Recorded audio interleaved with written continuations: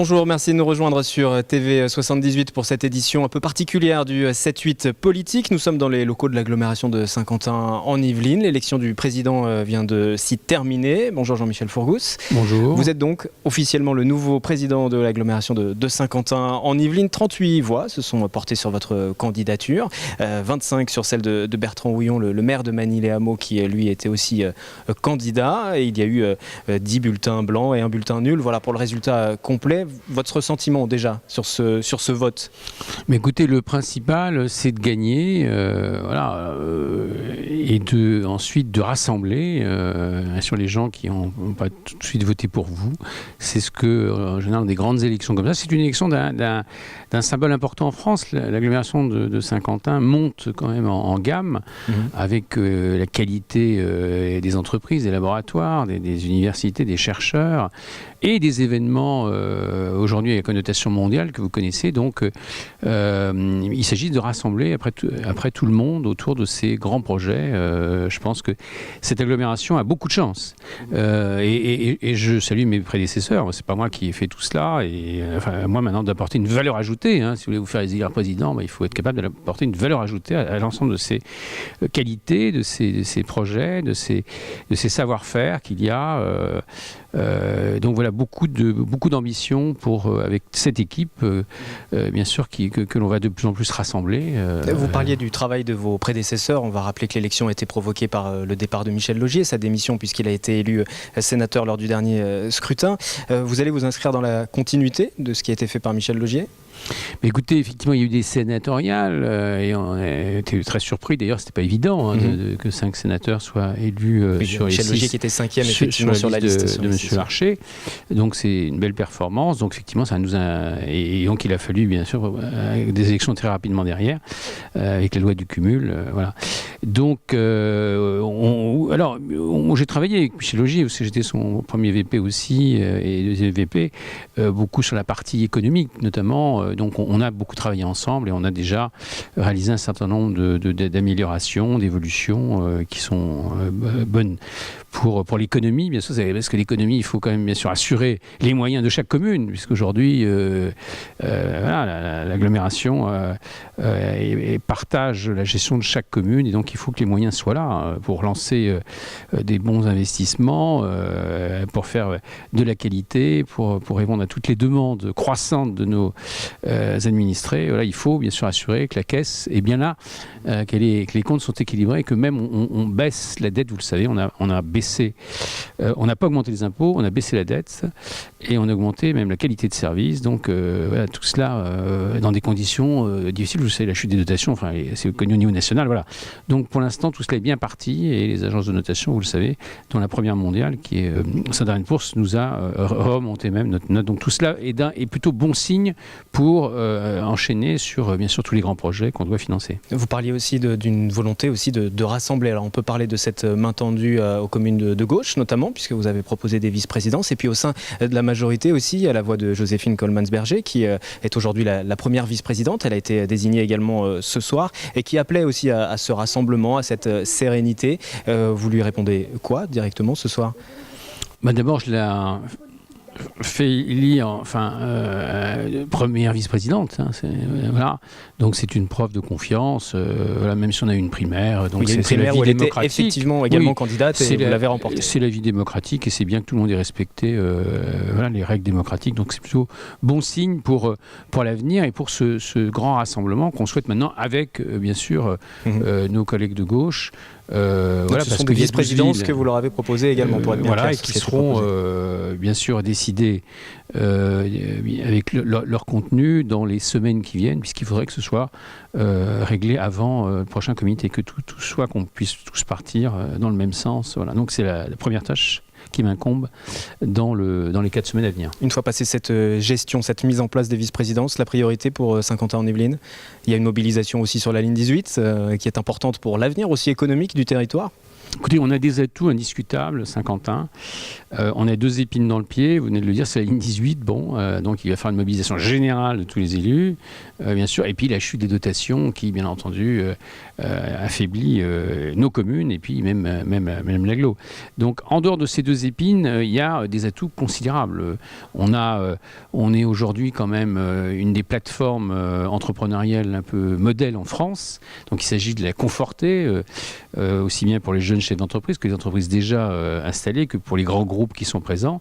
Également développer, d'être une plateforme d'exemplarité aussi au niveau universitaire. Il faut qu'on ait un modèle éducatif de l'enseignement supérieur qui soit qui nous place dans le fameux classement de Shanghai, dans le top 20, et on est en train d'organiser bien sûr ces choses pour que notre université de Saint-Quentin intègre tout cela et que les gens qui viendront demain à Saint-Quentin ou même aujourd'hui déjà puissent avoir la plus belle université française. La transformation numérique qui va se faire dans toute la vie des citoyens, il faut que Saint-Quentin soit même au niveau sportif également. Il est évident que les grands événements stimulent la passion du sport des enfants et des adultes.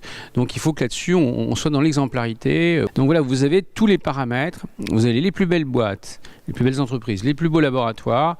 Vous serez certainement une des meilleures universités en France demain. Avec tout cela, avec des événements sportifs qui donnent une lisibilité internationale maintenant à Saint-Quentin. Vous êtes à 30 minutes de Paris hors encombrement, de la plus belle capitale du monde. Enfin, si avec tout ça, on arrive à créer une synergie et à donner envie aux gens de s'impliquer encore plus, de se rassembler, de comprendre le monde de demain, de se préparer à le changer, parce que c'est ça, hein, la recherche. Eh bien, écoutez, moi, je pense qu'on peut devenir la plateforme d'exemplarité de l'innovation française, le modèle de l'innovation français, avec en plus la Silicon Valley à la française qui se crée avec Paris-Saclay. On est au cœur, on est le cœur économique de Paris-Saclay. Donc avec tout ça, honnêtement, il faudrait être mauvais pour ne pas réussir à être dans l'exemplarité nationale. Il y a beaucoup d'atouts pour Saint-Quentin. Il y a beaucoup d'atouts, même votre télévision, demain, elle grandira certainement. Voilà, vous avez tous les équipements sportifs qui sont assez prestigieux à Saint-Quentin. Vous avez un niveau culturel aussi, un grand projet culturel, vous verrez certainement un grand projet sportif. Et surtout l'accompagnement des entreprises, l'accueil des entreprises qui assure quand même notre train de vie. Bien sûr, de les bichonner, de les aimer et de bien montrer qu'on est aussi la ville qui bichonne. Alors, c'est beaucoup d'entreprises high-tech, bien sûr. Vous savez, demain, vous aurez une autre façon de travailler. Hein. Vous aurez, donc, on va essayer d'être un peu un modèle dans toutes ces révolutions. L'école, l'éducation, l'université, le monde du travail, la santé aussi, hein, on ne va pas l'oublier. Alors, bien sûr, ça dépend des moyens, mais il faut d'abord assurer les moyens et après, on redéploie sur tous ces grands enjeux avec toute la chance que nous avons d'avoir cette agglomération qui est déjà quand même extrêmement équipée, qui a un niveau déjà d'engagement dans l'innovation qui est assez extraordinaire. Donc voilà, il suffit de pousser un peu, de pousser les lignes, mais comptez sur moi. Là-dessus, ça je sais faire. Voilà ce que je peux vous dire. Merci beaucoup Jean-Michel Forgous, nouveau président donc, de Saint-Quentin en Yvelines.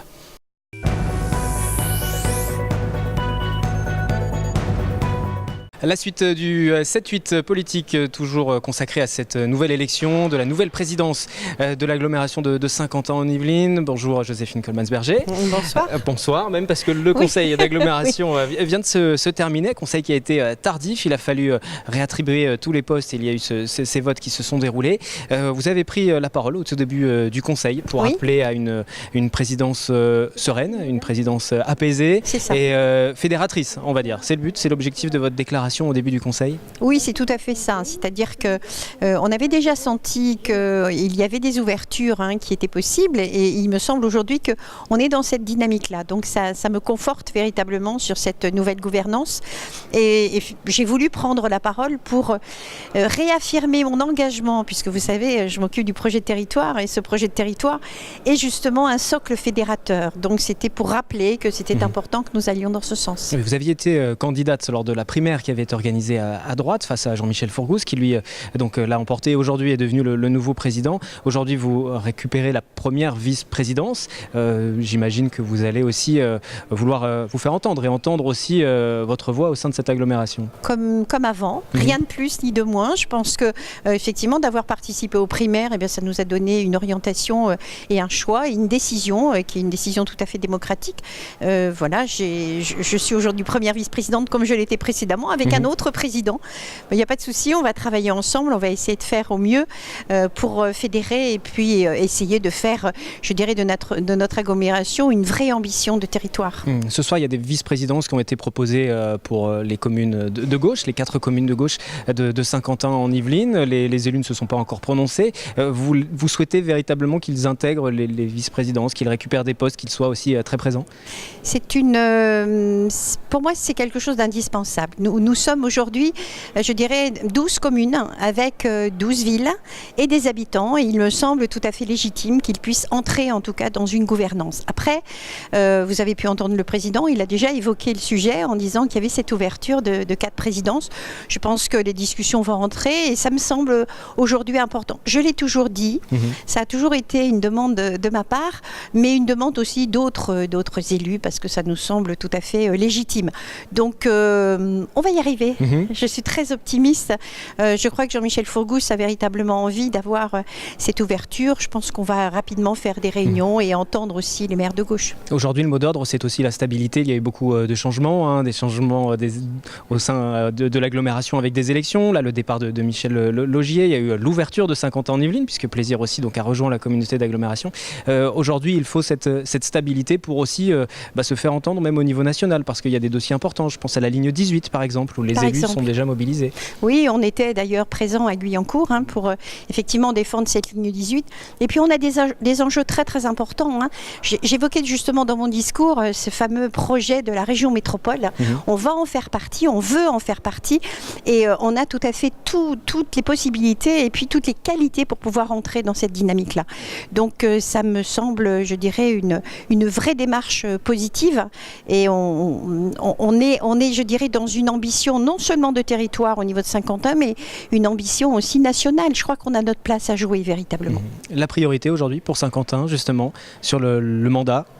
Plusieurs fois, vous avez entendu le mot de projet de territoire. Je crois que c'est pas anodin. Ça veut dire que, voilà, on est rentré dans cette démarche.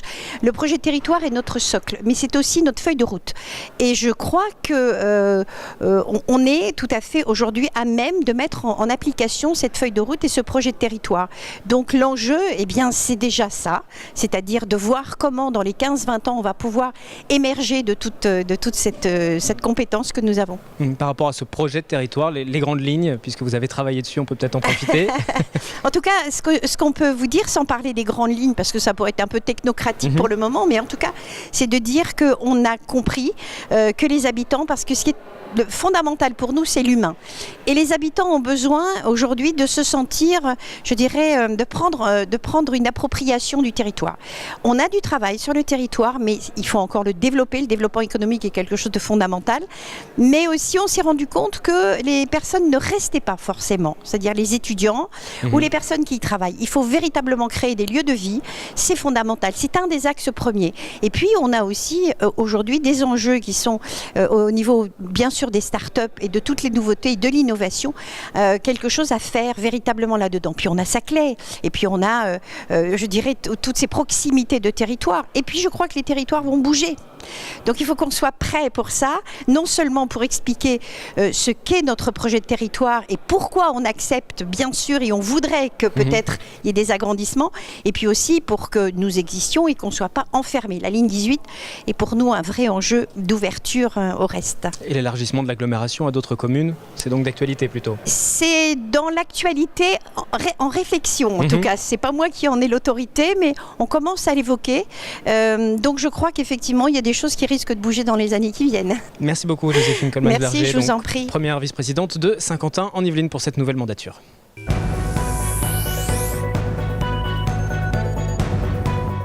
Nouvelle séquence de ce 7-8 politique avec Othman Nasrou à présent. Bonjour. Bonjour. Merci de nous avoir rejoints. Donc 7-8 politique consacré à cette élection du président de l'agglomération et du nouveau bureau, nouvelle organisation. Et vous aviez souhaité pendant justement cette période où Michel Laugier avait annoncé son départ qu'il y ait une primaire d'organiser. Cette primaire a eu lieu. Jean-Michel Forgousse a été désigné et il l'a emporté ce soir. Vous êtes satisfait d'avoir obtenu, on va dire gain de cause, mais en tout cas c'était presque entendu, une primaire, l'organisation d'une primaire, c'était important? C'était important qu'il y ait une primaire pour la clarté du débat, pour qu'on puisse avoir un moment aussi avec la majorité communautaire, qui est une nouvelle majorité issue des urnes de 2014, il y a eu une alternance, et puis aussi avec les nouveaux entrants, qu'on ait un moment effectivement pour réfléchir à quel candidat on veut et derrière pour faire quoi.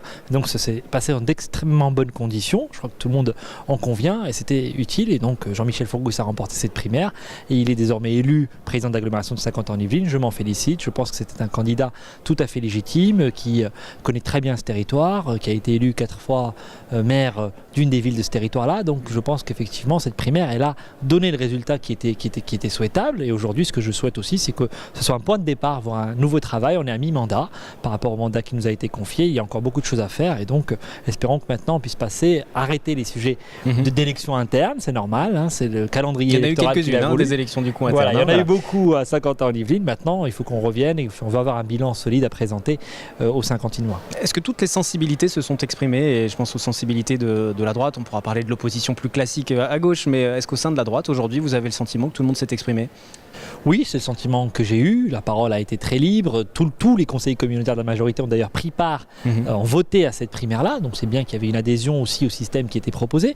Et puis derrière, si vous voulez, nous sommes dans une intercommunalité. Et c'est vrai que nous sommes loin des sujets de politique nationale, et c'est tant mieux. Il peut y avoir des nuances, des sensibilités. Mais globalement, le but, c'est de faire en sorte que ça fonctionne très bien, le mieux possible, dans l'intérêt des habitants. Donc dans la majorité là-dessus, il peut toujours y avoir des nuances. Et c'est pour ça que c'est important que chacun s'exprime. Mais au moment où il s'agira, j'espère, de voter le budget, nous serons tous en phase sur les grandes orientations qui sont importantes pour le territoire et qui ont déjà été engagées depuis 2014. Le but aujourd'hui, c'est tout de même de permettre cette expression de la diversité au sein de la majorité? Pour moi, une majorité, c'est 3 choses. C'est une ligne politique, elle a été tranchée au moment de la primaire, elle est confirmée ce soir par l'élection du nouveau président de Saint-Quentin-en-Yvelines, Jean-Michel Forgousse. C'est d'accepter des nuances autour de cette ligne-là, parce qu'on ne peut pas toujours être d'accord. Et puis, c'est une discipline collective. Et donc, c'est pour ça que c'est important qu'il y ait une primaire et qu'ensuite, naturellement, le résultat soit confirmé. Et nous avons eu ce soir une prise de parole du maire de Trappes, du maire de Manille-et-Hameaux, donc de l'opposition communautaire, qui était d'ailleurs dans un souci, si j'ai bien compris, de faire en sorte que tout ça fonctionne de manière intelligente. Ils ont leur légitimité locale. Je suis moi-même un élu d'opposition à Trappes, et donc il faut à la fois ne pas renier nos convictions pour qu'on puisse avancer et en même temps travailler intelligemment avec tous ceux qui le souhaitent. Et il faut travailler aussi avec d'autres structures. Je vous pose la question parce que vous êtes aussi conseiller régional, vous siégez à la région Île-de-France. Il y a un travail, ce partenariat qu'il faut maintenir et avancer ensemble. Et on évoquait tout à l'heure, juste avant vous, avec Jean-Michel Forgousse ou Joséphine Coleman-Berger, ce dossier de la ligne 18 par exemple. Il y a une mobilisation commune à avoir avec la région aussi. Oui, c'est un sujet tout à fait majeur. Il faut que l'on parle tous d'une seule voix, et c'est le cas aujourd'hui. On est pleinement mobilisés. La présidente de la région, Valérie Pécresse, a sollicité le gouvernement pour qu'il prenne un engagement ferme sur un calendrier pour la ligne 18, parce qu'on ne peut pas jouer sur des sujets aussi importants. Derrière, c'est le développement du campus scientifique de Saclay, c'est les mobilités du futur à Satory, et c'est pour Saint-Quentin-en-Yvelines un sujet absolument majeur, en particulier dans la perspective des Jeux Olympiques. La réalité sur tous ces grands chantiers-là, c'est que nous travaillons déjà main dans la main de manière très très constructive avec l'exécutif communautaire tel qu'il existe depuis 2014. Donc je suis convaincu que ce travail-là va se poursuivre et s'amplifier. Je vais prendre un exemple, le nouveau pôle de l'innovation et de l'entrepreneuriat de Saint-Quentin-en-Yvelines, qui s'appelle le Ski Cube, qui est une très belle réalisation qui a été voulue par Jean-Michel Forgousse et par Michel Laugier, président à l'époque de Saint-Quentin-en-Yvelines. Eh bien, ça a été aussi financé par la région. Donc la région elle vient en appui. Notre conviction à la région, c'est que Saint-Quentin-en-Yvelines doit être un pôle économique majeur, en particulier de l'innovation. Il l'est déjà en termes de poids économique. Il faut qu'il continue à tirer avec lui l'ensemble de la région Île-de-France. L'avenir de Saint-Quentin-en-Yvelines, vous le voyez comment ? D'ici la fin de la mandature, un élargissement, un rayonnement économique Un élargissement fait partie des sujets dont on doit encore débattre, même si nous avons atteint une taille aujourd'hui avec l'entrée de 5 nouvelles communes tout à fait convenable et qui est à la bonne échelle. Mais pourquoi pas, on peut en parler. Ce débat-là n'a pas eu lieu, typiquement au sein de la majorité. Il faudra qu'il ait lieu s'il a vocation à l'être. Nous verrons aussi ce que souhaite faire le gouvernement en la matière et le préfet du département. Mais la réalité, ce que je vois, c'est qu'il y a un certain nombre de défis qui ne sont pas encore relevés. Et c'est normal, mais nous avons encore des territoires qui sont fragmentés, y compris à Saint-Quentin-en-Yvelines. Je suis moi-même élu d'une ville qui connaît un certain nombre de difficultés, sur laquelle il faut qu'on arrive à l'ancrer dans la même dynamique économique. Et aujourd'hui, ce n'est pas le cas. Je pense à Trappes, mais on pourrait dire la même chose de la Verrière. Donc sur tous ces sujets-là, il y a beaucoup de choses qui sont faites. Il faut aller beaucoup plus loin. C'est vraiment un sujet sur lequel, à titre personnel, je souhaite qu'on avance, mais je sais que Jean-Michel Forgousse y est aussi attentif. Merci beaucoup, Othman Nasrou, conseiller communautaire donc de Saint-Quentin en Yvelines. On referme ce 7-8 politique un peu particulier ce mois-ci, puisque consacré à l'élection de ce nouveau président. On se retrouve très vite, bien sûr, sur TV78.